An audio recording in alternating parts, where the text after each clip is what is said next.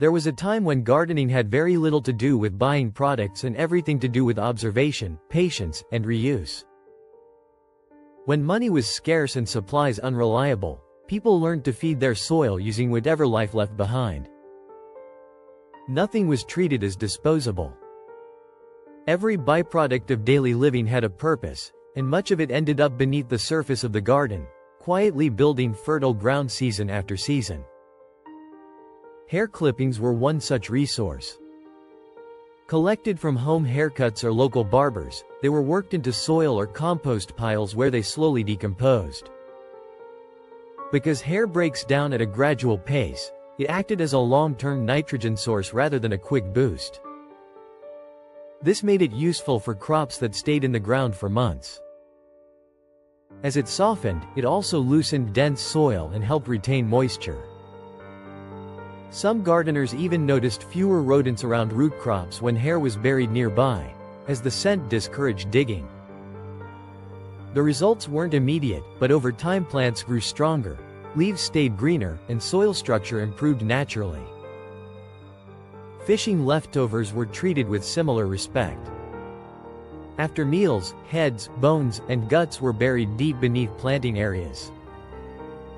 As these materials decomposed, they released a broad range of nutrients that plants needed to thrive. Nitrogen supported leafy growth, phosphorus strengthened roots, and trace minerals improved flowering and fruit development. When placed far enough below the surface, these scraps enriched the soil without attracting pests. This method supported healthy microbial life underground and helped crops grow steadily without sudden nutrient spikes. Animal manure was another essential input, though not all manure was treated the same. Rabbit droppings were especially valued because they were gentle enough to use directly. Small and dry, they broke down slowly and provided a balanced nutrient supply without burning plants. Families who kept rabbits had a constant source of fertilizer that could be scattered around beds, mixed into soil, or soaked in water to create a mild liquid feed. Over time, it improved soil texture and sustained plant growth without harsh side effects. Ash from wood fires also played a role. Homes heated with stoves produced ash daily, and it was carefully saved rather than discarded. When used sparingly, it supplied potassium and important minerals that supported flowering and fruiting plants. It also helped balance acidic soil, making nutrients more available. Gardeners learned quickly that moderation mattered, as too much ash could disrupt soil balance. A light dusting was enough to make a difference. Liquid fertilizers made from manure were common as well. By soaking animal waste in water, gardeners created nutrient-rich solutions that could be applied directly to plant roots. These teas were especially useful during periods of rapid growth when plants needed extra support. Because the nutrients were already dissolved, they were absorbed quickly, resulting in visible improvements within days. What remained after soaking was never wasted and was returned to the soil or compost. Poultry waste offered another long-lasting source of nutrition. Feathers, rich in nitrogen, decomposed slowly and fed plants over time. When buried or composted, they contributed to soil fertility while improving structure. Other poultry remains were buried beneath heavy feeding crops, providing minerals that supported flowering and fruit production. Though decomposition took patience, the benefits lasted an entire season or longer. Even worn-out leather found its way into the garden. Old boots, belts, and scraps made from natural hide were cut into pieces and buried. As the material broke down, it released nitrogen and added organic matter to depleted soil. This approach was slow but effective, especially for perennial crops and young trees that benefited from steady nutrition over long periods. It also improved moisture retention in sandy soil. Dairy byproducts were used thoughtfully. Sour milk, diluted with water, supplied calcium and beneficial proteins to the soil. Applied carefully, it supported strong plant structure and helped prevent common deficiencies. It also encouraged microbial activity, which improved nutrient availability. Similar uses were found for whey and buttermilk, turning leftovers into soil enhancers rather than waste. Soot collected from chimneys was another overlooked material. When sourced from clean burning fuel, it provided minerals and helped deter certain pests.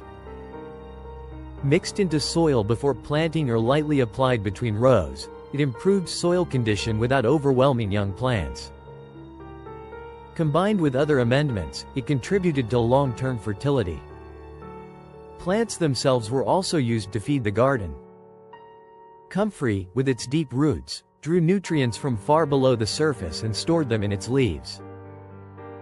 When those leaves were soaked in water, they produced a powerful liquid feed that supported flowering and fruiting crops. Though the smell was unpleasant, the results were undeniable. The leftover plant matter continued feeding the soil as it broke down. Forest materials offered another solution. Decaying wood, leaf mold, and fallen branches were incorporated into beds to restore tired soil. These materials introduced beneficial fungi and microbes while improving water retention and drainage. In some cases, logs were buried beneath planting areas, acting like sponges that slowly released moisture during dry periods. Eggshells were always saved, cleaned, and crushed. Rich in calcium, they broke down slowly and strengthened plant cell walls. Used around susceptible crops, they helped prevent fruit disorders and improved soil texture. Their sharp edges also discouraged certain pests, adding another layer of protection. In households that processed their own meat, blood and bones were never wasted. Blood provided a fast-acting nitrogen source when diluted or dried, while bones supplied phosphorus and calcium over the long term. Crushed or buried, they supported root development and flowering, especially for heavy-feeding plants. Along coastlines, seaweed was gathered after storms and rinsed before use. Packed with minerals and natural growth compounds, it improved soil structure and plant resilience. Whether used fresh, composted, or brewed into liquid feed, it helped gardens thrive in poor soils. Kitchen scraps like banana peels were also put to work. Buried near plants or added to compost, they supplied potassium and phosphorus that supported flowering and fruiting. Their sugars fed beneficial microbes, speeding decomposition and improving soil life. Even sweeteners like molasses had a role, not as plant food directly, but as nourishment for soil organisms. When diluted and applied sparingly, it stimulated microbial activity, making existing nutrients more available to plants. Wool scraps from clothing or shearing were buried or composted as a slow-release nitrogen source. Their fibers improved soil aeration and moisture retention while feeding crops steadily throughout the season. Spoiled bread and grains were crumbled and buried deep to avoid pests. Though low in nutrients, they fueled microbial life and accelerated the breakdown of other organic matter, jump-starting soil activity during cool seasons. Finally, simple mineral salts like Epsom salt were used with care to correct specific deficiencies. Applied only when needed, they supported healthy foliage and improved nutrient uptake. These methods weren't about shortcuts or quick results.